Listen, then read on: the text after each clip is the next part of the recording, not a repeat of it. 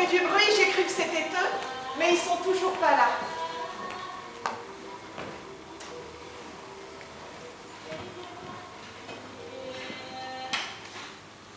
Comme je l'ai dit à certains d'entre vous tout à l'heure, merci. Merci d'avoir gardé vos visages et vos habits de tous les jours. Vous savez comment elle était. Elle détestait les choses tristes, les cérémoniales, les couleurs sombres. Oh, vous lui étiez tous très chers. Et je suis sûre que rien ne pourrait la rendre plus heureuse que de voir vos visages souriants. Karim Troussi, je suis metteur en scène, pédagogue, et j'accompagne les artistes dans leurs projets de carrière. La civilisation, ma mère, le spectacle est tiré du roman de Driss Chaibi, qui est un de ses romans avec le passé simple, un des romans les plus, je dirais, marquants. Bien sûr, il a écrit plusieurs. Et ça a été vraiment un coup de cœur d'Amal Ayouch et de moi de travailler sur ce texte-là précisément, parce qu'on était en recherche d'un texte, au début un texte théâtral, sous forme de monologue. Et puis finalement, lorsqu'on s'est rappelé cette lecture de Driss, ça a été vraiment quelque chose d'indispensable de le faire. Donc on s'est associé à une dramaturge qui s'appelle Émilie Malos, qui a travaillé sur l'adaptation de passer du coup du roman à la théâtralité. Et puis on a commencé à travailler sur ce projet-là. Mais ce projet-là, surtout, c'est qu'il est venu d'une nécessité. Parce que moi, je suis un enfant, je dirais, de l'école publique marocaine. C'est là où j'ai appris, où j'ai côtoyé le théâtre, le chant, la musique, le sport.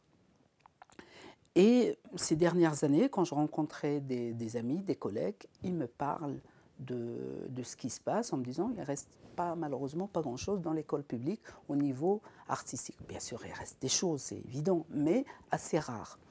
Et donc, en parlant avec Amal, en disant est-ce que ça t'intéresserait qu'on monte un projet qui soit aussi dirigé pour ces écoles, pour ces lycées, pour ces élèves, et de pouvoir jouer dans les établissements aussi, dans les classes.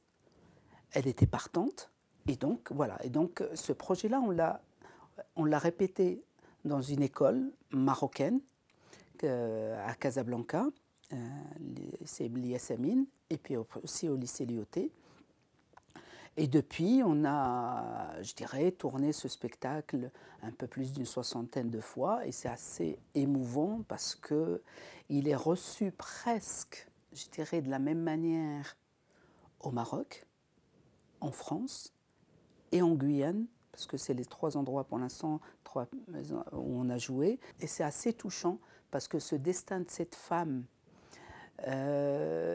beaucoup de gens s'identifient à ce parcours-là. Pouvoir être là avec mon père et mon oncle Najib et de les écouter évoquer leurs souvenirs. On se serait vraiment pas cru dans la chambre des mourantes. Ça éclatait de rire dans tous les sens. Elle ne suivait aucune tradition, c'est vrai. Elle passait son temps à remettre en cause les carcans sociaux, toujours prête à débattre politique avec n'importe qui. Ouvrier, président, une cigarette coincée entre les lèvres. Quand elle était partie, il en fallait de l'intelligence et de la culture pour pouvoir la suivre. Alors bien sûr, Driss Chaibi, quand il a écrit le roman, il a écrit du point de vue du fils et sur le parcours de sa mère, qui rencontre, je dirais, les objets de civilisation, qui veut dire le téléphone, qui veut dire la radio, qui veut dire le fer à repasser, qui veut dire tous ces objets-là, qui nous ont énormément, je dirais, perturbé notre équilibre, je dirais, entre le dedans et le dehors, entre l'intérieur de la maison et l'extérieur. Et c'est l'histoire d'une dame jusqu'à l'âge de 35 ans, enfermée chez elle, n'ayant pas la conscience qu'il lui fallait autre chose. Elle a élevé ses deux garçons. Elle avait le seul lien avec l'extérieur, c'était son mari et ses enfants. Et puis, grâce à ces objets de civilisation, elle a commencé à avoir un point de vue sur le monde. Et comme elle dit, grâce à la radio, elle a su que le monde entier, c'est parce que ça se passe au XXe siècle et milieu du XXe, elle se rend compte que le monde entier, pendant la Deuxième Guerre mondiale, ils étaient en guerre, sauf le pôle Nord. Donc à partir de là, elle commence à s'intéresser à l'extérieur. Ses enfants l'aident. L'amour de ses enfants ont pu aussi l'ouvrir et la pousser à sortir de chez elle. Et donc voilà, et donc c'est la découverte aussi d'un autre monde pour elle. Je dirais que les choses ont vraiment commencé à changer pour ma grand-mère le jour où la radio est arrivée à la maison. Entre nous, la radio est arrivée, il n'y avait pas encore l'électricité, mais ça c'est encore une autre histoire. Quand je parle d'une radio, je ne parle pas du petit transistor, hein, évidemment. Ça c'est le modèle réduit. La radio que les deux déménageurs ont amenée ce jour-là était grosse, comme une armoire, et aussi lourde qu'une commode, au point que mon oncle Najib a dû dégonter la porte d'entrée pour les laisser passer. Et elle était où, ma grand-mère, à ce moment-là? Pas devant la porte d'entrée pour les accueillir, hein, ça non. Oubliez la femme qui savait tenir tête à n'importe qui. Ce jour-là, elle ne faisait pas la fière. Elle s'était tapie dans un coin de la cuisine, armée de son balai. Ne les laisse pas entrer, Najib! Tu entends? Ce sont des voyous, des bandits! Appelle les gendarmes, vite, vite!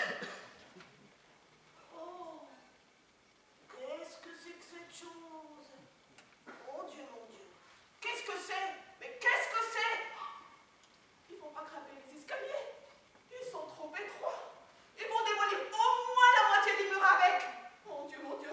C'est la fin du monde ou quoi? Et puis qu'est-ce qu'il y a dans cette grosse boîte, hein? Un cadavre de plomb, des pierres, des briques ou quoi?